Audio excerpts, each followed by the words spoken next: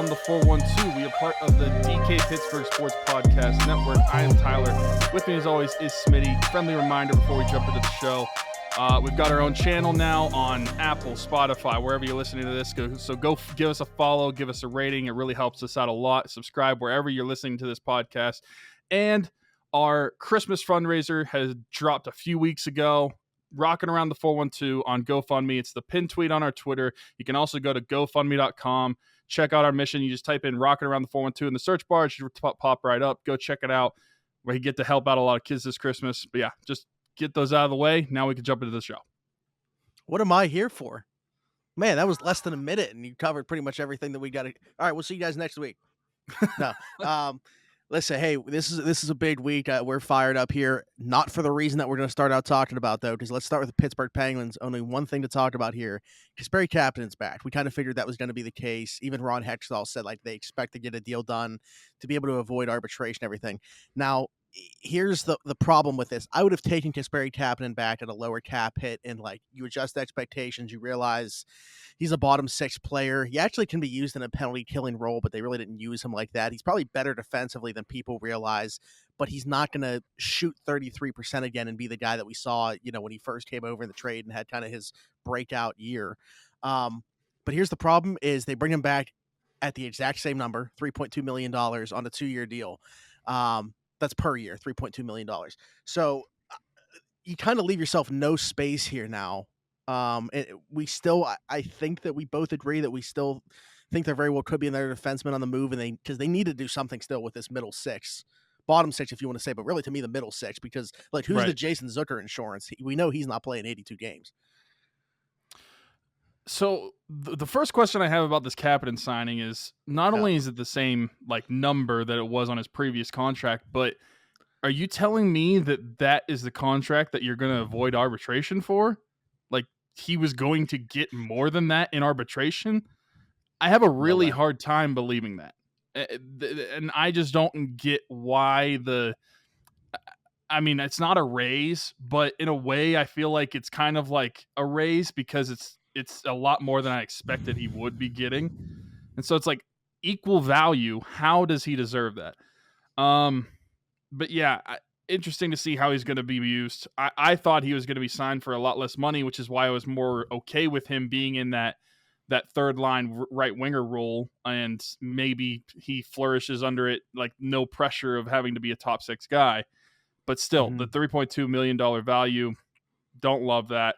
We'll see how Kapanen is used for. And yeah, the middle six is really where the team is lacking right now. Bottom six, I think you can get some guys together on that one, or like the bottom line, and then I think that really what you're looking for is the middle six wingers. I think you still need to add one. And free agency, I've looked at the cap friendly, like who's still available and in the free agent market. And it is bare bones as when it comes to like middle six wingers. You're either still adding like a top end guy or you're getting a fourth liner at this point. Well, the thing is, the Pens still have their own couple of guys that they had here last year, and Danton Heinen and Evan Rodriguez, who could slot in there. But those guys are probably going to make a little bit too much money, and that's where you talk about maybe having to move a defenseman out and not necessarily receive a player back just to offload that cap to bring one of those guys back. But it kind of like made me think about, like you said, like you're putting arbitration with Kapanen at $3.2 million. But like you're letting Danton Heinen walk, you didn't qualify him an offer because you were worried about what he would get in arbitration after scoring 18 goals. Like his agent said they thought they could get like $4 million.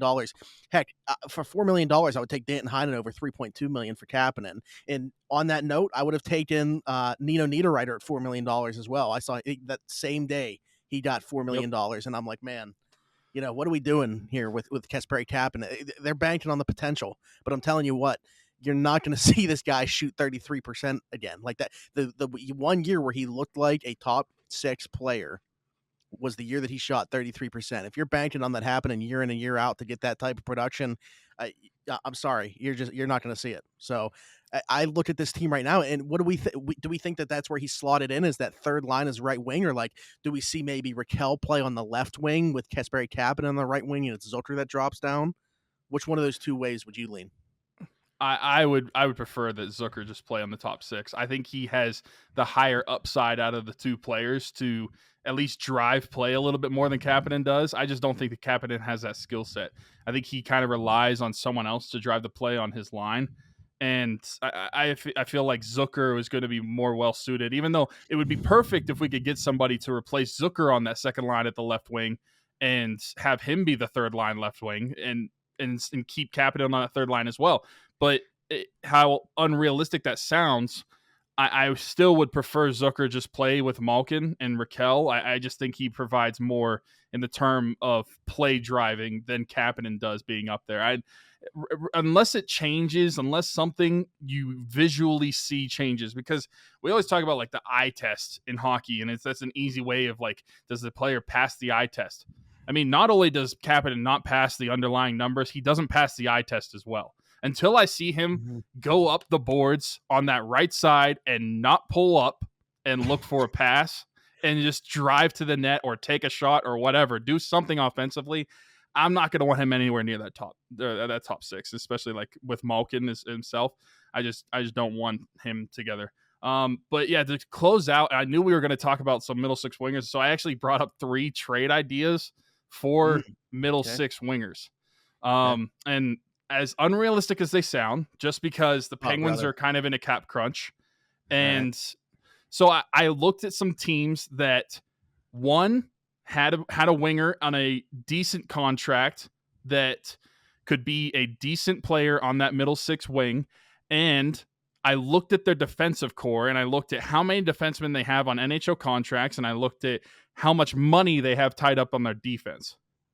And so I came up with 3 names, and I'll start with the two first ones are the most likely. I mean, none of this is likely at all, but the 2 of them are more likely than the last one. First name I'm going to bring up is Victor Olofsson from Buffalo.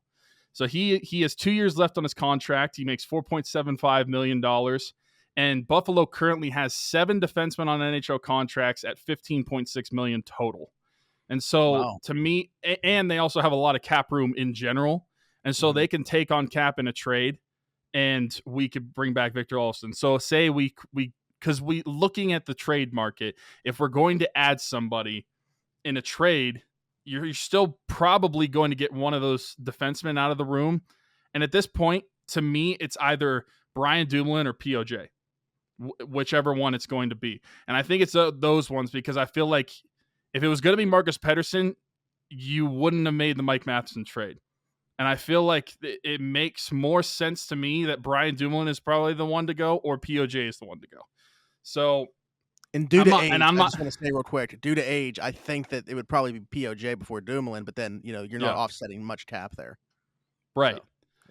So and also this is almost mostly completely ignoring the cap situations of like the Penguins as well. I don't know what the trade is going to be like. I'm not going to give trade scenarios. I'm just giving players as options. Second one, another Victor Arvidsson from the LA Kings. He has 2 years left on his deal at $4.25 million. And the Kings, surprisingly, they only have 5 defensemen on NHL contracts right now, because 2 of their defensemen have not signed contracts as RFAs yet.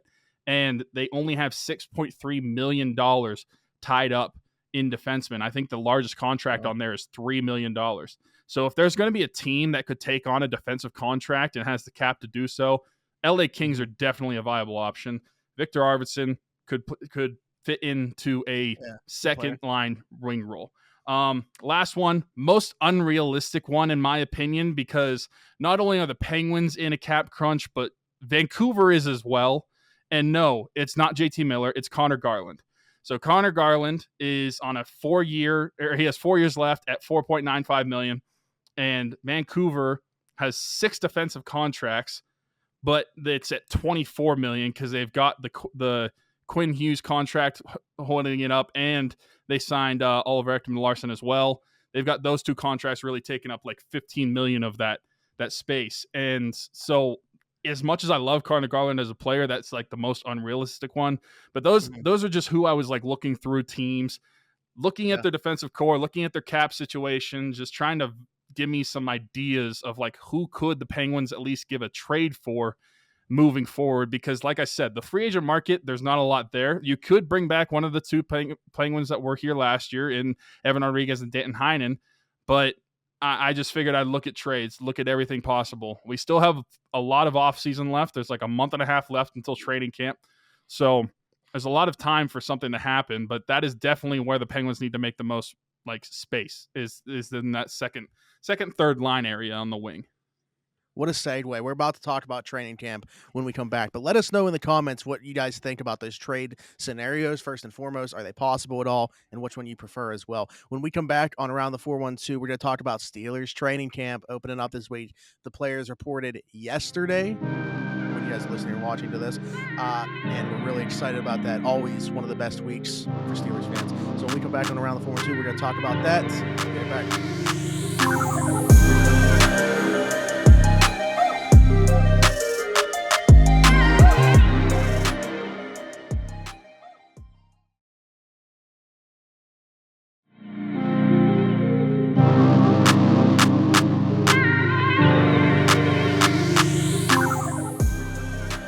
Welcome back to Around the 412 on the DK Pittsburgh Sports Podcast Network.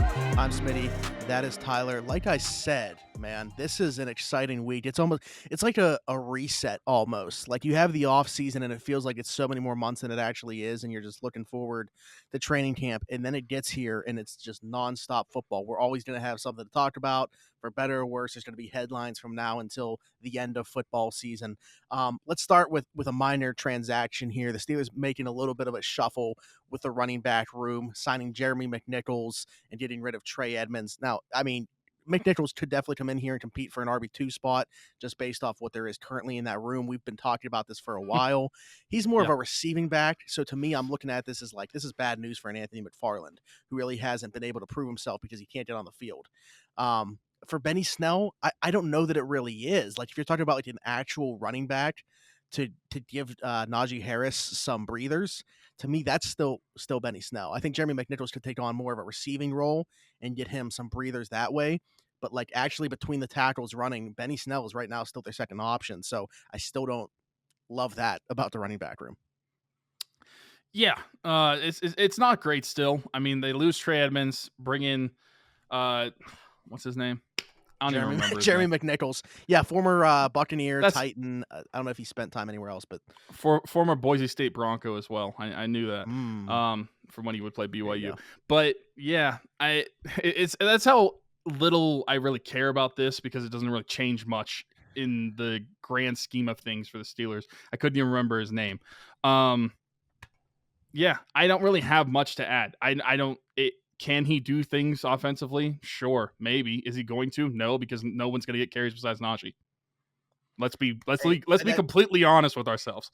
No one is going to get the ball besides Najee in the backfield outside of maybe 5 to 7 touches a game. Yeah, and if it's not, then he's probably hurt, and that's worst case scenario. Right. But yeah, I guess I was holding the bar a little bit higher for what I wanted them to bring in terms of a running back. Like, I mean, Dale Lawley from DK had thrown out like David Johnson, and to me that would have been an idea. Obviously, a veteran back who's been around the block, I think, can still contribute to a room. He might be looking for a better opportunity than the one that could be provided here. Of course, we don't know that, but I mean, you know, Jeremy McNichols to me isn't a guy that's moving the needle regardless. So again, a guy that can catch the ball in the backfield, that's kind of his specialty. So if there's somebody that's impacted by this signing, to me, it's an Anthony McFarland. I'm just laughing because I for one, I couldn't remember his name, and two, it's just funny because to me, like you literally, it's like a lateral move, if anything. Like Trey Edmonds was really non-factor in the running back room of the Steelers. I imagine the same thing with McNichols. I just don't really see any value added. Yeah. I mean, maybe there is some, but I'm just also thinking of the way the Steelers are going to operate. Well, they are not going to use other running backs. Yeah, I mean, look at like how hyped that we got in the preseason last year for like Kalen Ballage, right? And then the season came around and he was gone. But that's kind of like, to me, and that's kind of a conversation that I want to have here about just training camp in general, man. Like this is, and it's, I get it. Like I'm a fan too. So I'm 100% part of this. everybody is so optimistic. That's what's great about this. Like, that's why I say like the clean slate thing. Like, everybody thinks right now the Steelers are going to win the Super Bowl. They're not going to lose a football game. It's just it's a refreshing time of year for everybody. Everything's good right now until you see like some guys pop up on the injury report and stuff that we're inevitably going to see. But for you, is there anything, because I feel like you're more even keel than just about anybody when it comes to this stuff. Like, you don't buy into the hype. You just want to see Oh, it on the football field. listen, So for listen, you, listen. is there Hold still on. things First for off, since you're saying I'm even keel and I don't buy into the hype, if Yeah. there's anything that is more overrated than Renegade when it comes to the Steelers, it is NFL training camp. We went one year and it was so the experience of going. underwhelming. Okay. No. I was gonna say, So what do you mean? I think the the players start need of it. training camp and seeing some of the stuff on the field, that's Yeah. great. Seeing the battles and the positions, that's great. Mhm. Actually going to training camp is one of the most overrated and overhyped things that any Steeler fan can tell you to do ever. Period. Yeah. It sucked when we went, and I am not being a hyperbole right now. It was so underwhelming. I have no desire ever to go back to that place ever again. It was so boring. I can't believe it. Not only that, but TJ Watt wasn't even practicing the day I that was we just went. say, He was injured, yeah. and there was nothing going on. I literally was like, why do people love this? And I get it. You probably grew up doing it, whatever. To me, it is such a waste of time to actually go to training camp. Yeah, I think for us to like drive, you drove there and we're driving back the same day. Like, Right. you weren't making anything more of it like a trip to do anything else, or like, spend more than one day there. And to your point about TJ Watt not practicing, I think that played into our experience as well. Plus, they didn't use the field closest to us. Like, had they been able to use that, had they used that field and we were able to like sit in the bleachers, it might have made a difference for us too. But we even went to training camp when it was at Heinz Field too. And we also went then, and I'm just like, yeah, it's practice. Like, I'm more interested in hearing about the results of training camp than actually going to watch it. I just have no interest whatsoever. Yeah, I mean, shout out to the people that are giving you like live updates throughout and stuff. I tried to do that when we were at Heinz Field last year, and it's tough. Like, you gotta have your eyes on the field while also tweeting, and man, it's work, genuinely. So but yeah. Anyway, you can go back to what you were saying. I'm even keel. Yeah.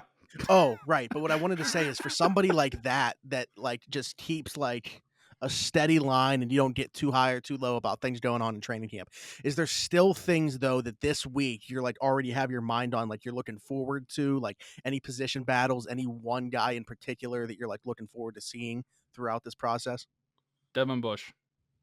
I want to see the progress at linebacker, because to me, linebacker is the thing that is the Achilles heel of the defense if it does not perform well, because the run game or the run stopping of the defense is awful if the linebackers do not perform well. And I get last year the front seven was banged up, including on the defensive line. That didn't help it either. But watching some of the plays that guys, and specifically Devin Bush, would make, it was just very indecisive, not hitting the hole hard, and being very soft, in my opinion. And so I just want to see, like, we're hearing this offseason, Devin Bush is like, he's like renewed. He's going to be a different player this season. I want to see that. So that is, to me, that's probably the main thing. And I feel like pretty much everybody's like go-to answer will probably be quarterback. But for me, it is going to be linebacker. Because if the Steelers linebackers do not perform well, and I'm including Miles Jack too. I mean, he had somewhat of a down year last year compared to like the hype coming out of the draft and everything.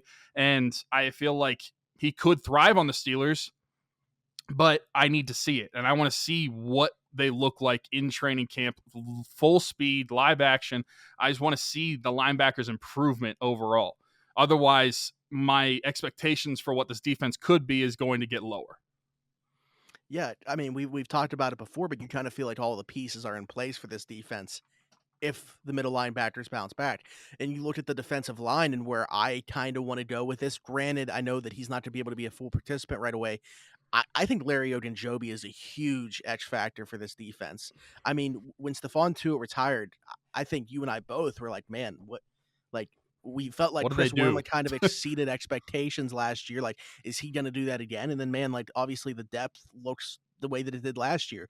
You'd obviously be banking on like Tyson Alualu coming back and being the same player, but at 33 years old, coming off a major injury, is that really that realistic? So to me, like Ogunjobi is a huge X factor for this defense. Let's not even let these running backs get to the second level. What do you say? Let's just shut it down right at the point of attack, right up front. And I think that he could go a long way in doing that. Obviously, career high 7 sacks last year, but I'm looking more at what can those guys up front do for the run defense. Yeah. So to me, that's where I'm looking. And I think you could say the thing on both sides of the trenches. Like some of the offensive line battles are going to be interesting as well. Kendrick Green talked like a guy who's not even like going to be competing for a spot at center, which is kind of crazy to think about. Like he said, he really wants to focus in on a guard spot and compete for that. I mean, if that's the case, Mason Cole is obviously the starter at center, which we were kind of predicting anyway. But that kind of changes like the guard battles. You would think it's like, okay, you have your known 4 starters. If Mason Cole is pretty much penned in at center, Kevin Dotson and Kendrick Green for one guard spot. Who comes out on top of that? Yeah, and I think even with Mason Cole and James Daniels, there's more guys to just watch. The offensive line as a whole, it's a new offensive line, a lot of new pieces on it. Going to be different battles, but they haven't been in the Steelers organization, at least speaking of Cole and Daniels before. So seeing what those look like. And also just going back to linebacker for me, not only is my expectation high for what to see from like Devin Bush, but I also have a high expectation for what Brian Flores is going to be able to do for these linebackers himself. And so I'm setting the bar high for him as a coach as well. Yeah. Yeah, and that could be like that could be a tough assessment though. Like if he can't rejuvenate Devin Bush, but he does if Miles Jack plays well, like right. Is that more on Devin Bush or is that like Flores not coaching him up? I don't know. It's a tough evaluation for sure, but it's one of those things. I guess it will be like last year. I knew the linebacker play was bad. Don't get me wrong, but like going back and watching it game by game and just focusing on that position, it was 10 times worse than I even thought it was. I mentioned this. I don't know if people realized 5 games last year. Their expected starters, Devin Bush and Joe Schobert, were both benched. Neither one finished the game 5 different times. You had Marcus Allen and Robert Spillane finishing the game at inside linebacker. Like that can't happen again this year. I have no clue how the Steelers made the playoffs last year, by the way. Makes no sense to me, but I digress. One other guy looking at Chase Claypool. Want to see some improvement from him. And based off what he said he's watched, filmed, and trained completely different than he has his 2 previous seasons in the NFL. A lot more intense. So I want to see how his preparation is going to improve his game, because that's a guy, like I said, when we talked about guys under the most pressure, I feel like Chase Claypool is under a lot of pressure to perform, especially since he's kind of dubbed wide receiver 2 going into camp. Yeah, it's one of those things that, like, I don't care what guys say. Like, go out in the field and show me it. But he is definitely saying the right things. He seems like a guy that all of a sudden, over the course of one offseason, gain some self-awareness, which would be great. There's a maturation process. Tomlin knows that. He's talked about it before, that guys have to go through. It would be great if Chase came into the league and was immediately just like head down, worked. And I'm not saying he can't be like flashy and do some of the stuff that he says, but like there's a time and place, right? And I think that the time and place isn't with a clock running against the Minnesota Vikings when you have no timeouts left. But he's saying the right things. I like what I'm seeing, but again, we got to see it on the football field. I'm a big fan of Brandon Marshall, by the way, in terms of the football player. I'm not so sure that that's the best like role model to have necessarily, but apparently he's taken Chase under his wing. He was on his podcast, so I guess that makes sense. But Brandon Marshall, definitely, if we can get like a Brandon Marshall like player out of Chase Claypool, I don't think that would be a bad thing for the Pittsburgh Steelers. No, that would be solid. I think everybody would accept that. By the time that people are listening to this will come out on Wednesday. So either there will be a practice almost happening, or there will be a practice that has happened already. And moving forward throughout training camp, obviously we're going to talk about quarterbacks at some point.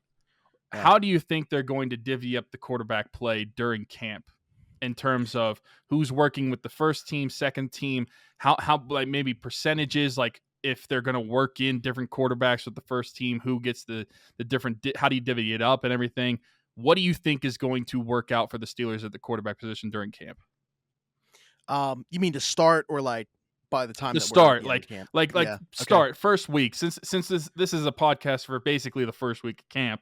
It's coming out on the first day of practice. How do you think that they're going to start the quarterbacks out? I mean, I would assume that you'd think Mitch would get the most with the run with the first team, but what about the other two? Yeah, I mean, I kind of expect it to be like OTAs. I think that there's a clear pecking order for them still, 1 through 4, and I think Kenny even himself said as much. Monday when he talked to the media after reporting that it's going to be Mitch, Mason, Kenny, and then Chris. And I expect that it's definitely going to start camp that way. Now, what's going to be interesting to me is, like he said, there's a clear pecking order, or at least there was in OTAs. I think it's going to be more like Mitch, then Mason and Kenny both at 2, right? Like working with the second team. And then Chris, no disrespect to him, great that he got drafted. The Steelers said that they wanted to go into 4 quarterbacks. I hope he gets a chance and he's able to be with the Steelers throughout this entire process and stick with them. But obviously he knows his role with this team. Hopefully, there's something happens with Mason where he does become a trade chip to a QB needy team, and Chris is the number 3. I think that'd be great for him.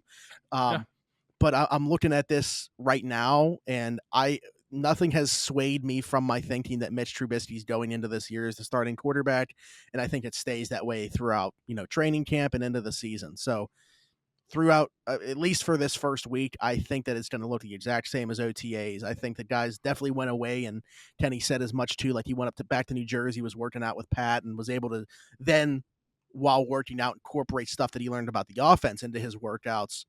I'm sure he knows more now than he did at OTAs. I still think right now, this first week of camp, he's QB3. Yeah, I do too. And I think that should be the case. I think he should still have to earn it. I don't think he should just be given the QB2 spot right away. If I had to put a percentage on what I think that at least at first will play out when it comes to like reps with the first team, if they're going to split it up at all, I would assume that Mitch Trubisky is going to get at least 80% of the snaps with the first team still, and then 20% is probably going to go to a mix of Mason or Kenny or just one of the guys. I don't know, but I feel like it's going to be heavy Mitch. Like, there's a clear cut like who they expect to be the starter in the season, I feel like. And not just from a fan perspective, I feel like from an organizational perspective too. I don't think they're expecting Kenny Pickett to be the starting quarterback week 1 in 2022.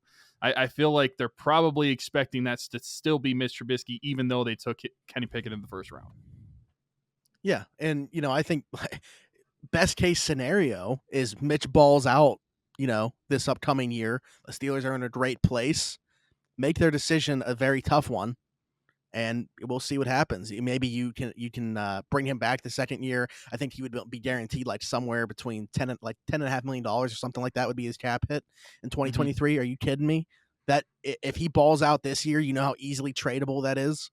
Or I really don't see a scenario where Kenny sits 2 years, but hey, we'll see what happens after this year. We're getting way too far ahead of ourselves now, but right. I think that we're seeing Mitch Trubisky to start week 1, and we said the same thing last week, but I expect camp to look, like you said, pretty heavy with Mitch with the 1s. I think we do see that 2 spot, though, slim out as camp goes on, and then maybe even Mason be moved if a team does have an injury at quarterback. So when we come back, man, when's the last time that we ended the show talking about the Pirates? But that's what we're going to do.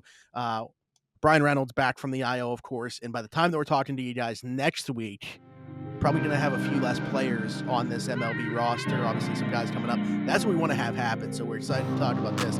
We'll be right back. This is Around the 412 on the DK Pittsburgh Sports Podcast Network.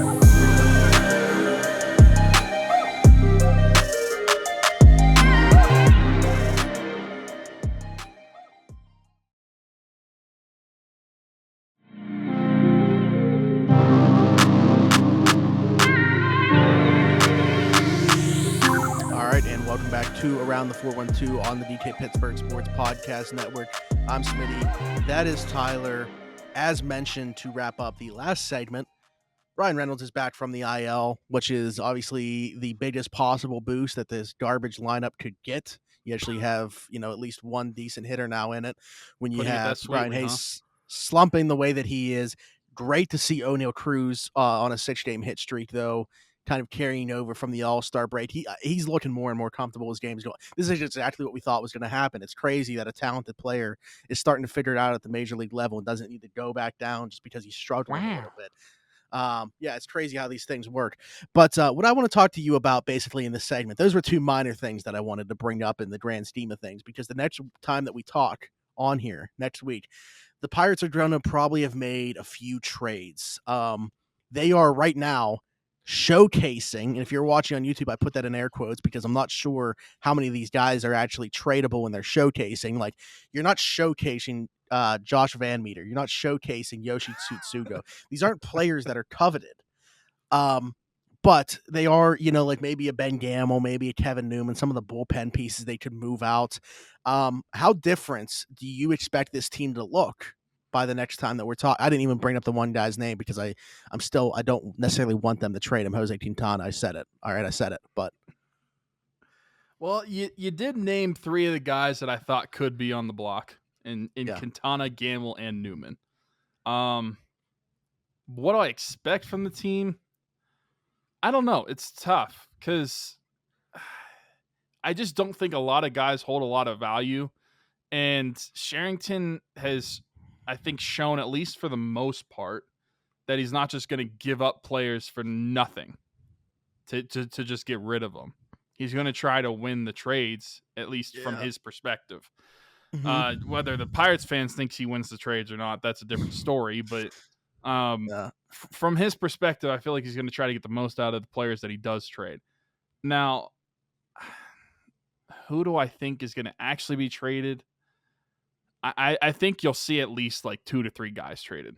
That might sound like a lot. I don't know. But no, I think it would be better to just say a number than the actual player, because like there could be some random, like, who thought that Austin Davis would be moved from the bullpen last year for Michael Chavis? Like, that's not a name that I had on my radar because I was like, who's going to want this guy? Clay Holmes, which, sounds crazy right now to think when you look at what he's done for New York, but we didn't necessarily think he was like a coveted bullpen piece, and he got moved to the Yankees last year. So they might make a trade for like one of these bullpen guys that we're thinking like probably doesn't have much value, but they end up moving because they like the deal. So yeah, I think that 2 to 3, like, that makes sense to just say on the surface that number. They've already made one with Daniel Vogelbach going to New York, the other New York team, the Mets, for relief pitcher Colin Holderman. Brokenhearted about this one. Yeah, heartbroken about this one. But hey, what a situation for him though to go to. The Mets are one of the contending teams here. Very well could be, or very well look like, at least right now. I don't want to say could be because anything could happen in the playoffs, but they very well could be in the mix to represent the NL in the World Series. They're one of the better teams in the National League. So what a situation turn for him, going from Pittsburgh to the New York Mets.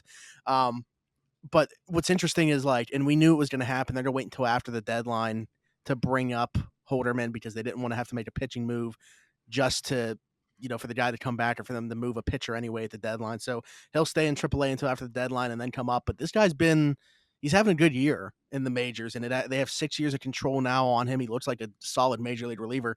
This deal gives me a little bit of hope for what Ben Sherrington could get in return for some of these guys. Because, like, I've been of the mindset I would still like to see them hold on to Jose Quintana. I'm going to keep saying it. People can say whatever they want, like he's a rental, whatever. What's the point if he's just going to walk in the offseason? I mean, I would try to bring him back, obviously, but I also think at some point you got to stop just having that mindset and just hold on to your own players. You still need to eat innings the rest of the way. Who do you expect to do that, especially if they're like limiting Roansy Contreras' innings? I don't know. But anyway, Bryce what Wilson, I was getting obviously. at, yeah, obviously.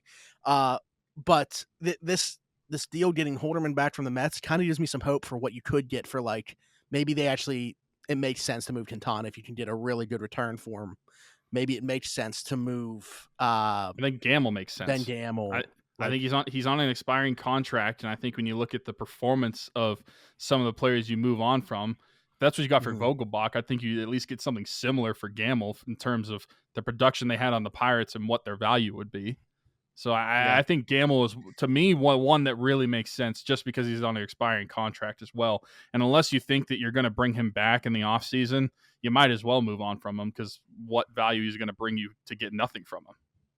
Plus, you have a plethora of outfielders, that like we don't have a plethora of starting pitchers that you can move Quintana and just bring one up. You move Ben Gamel. I mean, well, actually, it looks like Bly. They're tailoring him to play first base. 4 straight starts now at first base. But you have Jack Sawinski ready to come back up, who should be up still. You have Travis Swaggerty, who could use another look. He got 10 at bats in the main just before going back down. So they have other outfielders that they can play when Ben Gamel is traded, assuming that he is. And they have other middle infielders that can play when Kevin Newman is traded, if he is. And, so to me, it's like I look at Quintana and what they have pitching wise. I don't know where you're finding these innings the rest of the way, but I get the argument that it doesn't really matter. Like, what do we care where they're finding the innings? Because it's not like they're going to win ball games anyway. I don't know. I just, at some point, want them to stop having that mindset. Let's just put it this way. Quintana is one of the only starting pitchers this season where you haven't had to find the innings in the bullpen during his starts. Yeah, like his last start, it was literally like a pitcher perfect, what you want to have happen. He goes 7 innings. You hand the ball to Crow for the 8th, hand the ball to Bednar for the 9th, and the Pirates win the game. That's literally like the recipe for success for this pitching staff. But obviously, we're not able to do that every night. The starters typically go in like 4 or 5 innings, maybe. Maybe. Yeah, but I look at this team right now, and I'm just at the point, man, where it's like, we can handle bad baseball. We've handled bad baseball for how long? But I just want to see them, if it at least be more entertaining, like, and have some guys that you hope are like a piece for the future trying to figure it out. Like, why would I tune in to watch Josh Van Meter and Yoshi Tsutsugo play baseball? Like, what is the appeal in doing that? I don't. I'll be honest. I'm at the point in the season, because pretty much every season as a Pirates fan, not every season, 13 through 15 was great. But every other season besides that, once you get close to August, I feel like it's kind of like a chore to watch the Pirates at that point. You have to be really dedicated if you want to watch the game. And I'm kind of getting to that point where it's like I'm kind of bored of watching the Pirates. Hey, or if you're Mark Madden and Tim Benz, you don't watch the games. You can just talk about them though anyway. Went there, huh? Mm-hmm. But that's all I'll say about it. I don't have anything more. Maybe we'll trade O'Neal Cruz. Who knows? Maybe actually we're gonna trade Brian Reynolds. Obviously, we should add a lacrosse segment to the show and just talk about it, even though we'll have no clue what we're talking about. I think North Allegheny has a lacrosse team. I think so too. Don't know so. I think so. Great segment. We're getting way off track. Was there anything else though? I mean, related to really anything? You mentioned obviously the plugs at the beginning. We have to do that again, but I'm excited for what the next week of Pirates baseball could look like. I want to get these young guys back up here, and even though they're not going to be winning many baseball games, I just want to have something to watch. Give me some entertainment value. Yeah, we're at the point of the season where we'd rather just see the young guys play, and anything new, anything fun. Get a little bit of excitement, and then for the Steelers side of things, excited for practice to start. Well, today, whenever this podcast comes out, and looking forward to the season. We have football nonstop until February. We'll have a form of football until February. The Hall of Fame game between Jacksonville and Las Vegas is a week from Thursday. So by the time people are watching or listening to this, that's crazy. A week from tomorrow. That is crazy. Yeah, that's crazy. Looking forward to it. Football leagues are going to be kicking off. Yeah, it's an exciting time of year.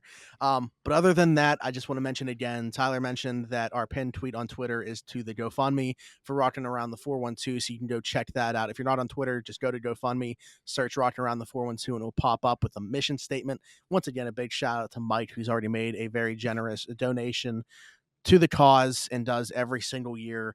If you're not familiar with it, we raise money, goes directly to families in the Pittsburgh area and surrounding areas. Every single penny that is donated goes to that for gifts for whatever they want. Toys, makeup, as we can attest to, books, arts and crafts, electronics, whatever they might be. Christmas gift meal. cards. Yes, all that stuff. Literally Christmas in its entirety provided to these families. What we were able to do last year was amazing. 13 families, 30 kids across those 13 families, about $11,000 raised. It was amazing. So let's do it again a little bit better this year. You can read about it on GoFundMe, search Rock Around the 412. And again, as Tyler mentioned, we have our own channel for the podcast, so you guys can search Around the 412, whatever platform you watch or listen to. Leave us, what do they do? Subscribe? What's the word there? Subscribe? I think I checked on Apple and Spotify. It's follow. So go follow our channel. Follow us. Okay. Yeah, follow our channel Around the 412. And if you're feeling really generous, leave us a rating. You can give us 5 stars. I believe on Apple you can leave a written review as well. Let us know what you think of the show. Leave us a 5, hopefully. No less than 4, though. I'll accept a 4 because I get it. But, yeah, I mean, if you're going to leave us an Oli Mata type of review, then a 3. I mean, we don't even want it. No. Nope. Save it. That's all right. We don't want it. But other than that, we'll talk to you guys next week with a lot of maybe camp battles to start talking about as well. But until then, for Smitty, for Tyler, this is Around the 412 on the DK Pittsburgh Sports Podcast Network. We'll talk to you guys next week. Bye-bye.